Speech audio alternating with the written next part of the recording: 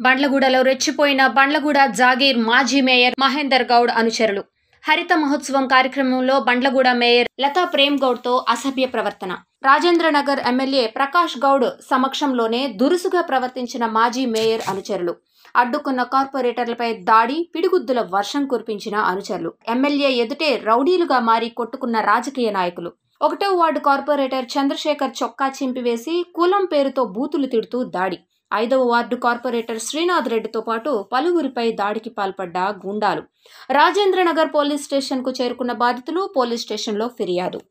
ఒక దళిత కార్పొరేటర్ అనే ఉద్దేశంతోనే నన్ను ఈ విధంగా కొట్టినా నేను చాలా బాధపడుతున్నాను.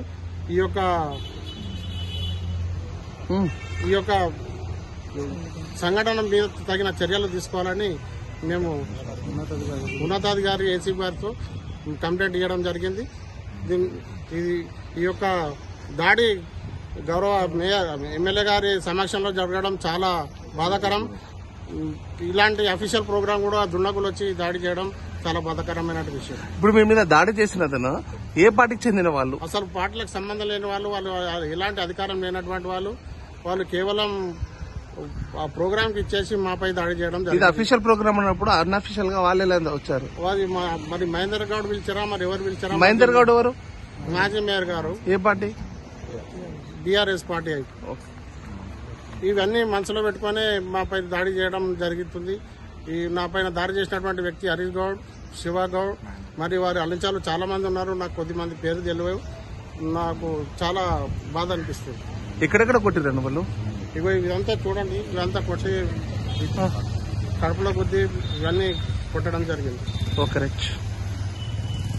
ఈరోజు బండ్లగూడ జాగీర్ మున్సిపల్ కార్పొరేషన్లో సన్ సిటీలో అఫీషియల్గా హరితహారం ప్రోగ్రాం జరిగింది.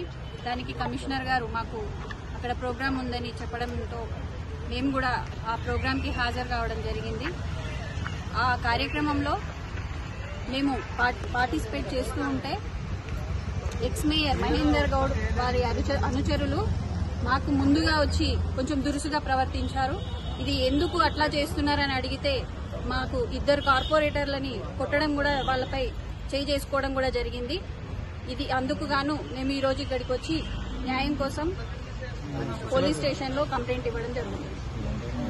ఇదంతా ఈ ముఖ్యంగా ఇట్లా చేయడానికి గల కారణం, మేము ముఖ్యంగా అవిశ్వాసం పెట్టి మాకు ఈ కార్పొరేటర్లందరూ సహకరించినందుకు మా మీద ఒక కక్ష సాధింపు చర్యగా ఇట్లా చేయడం జరుగుతున్నది.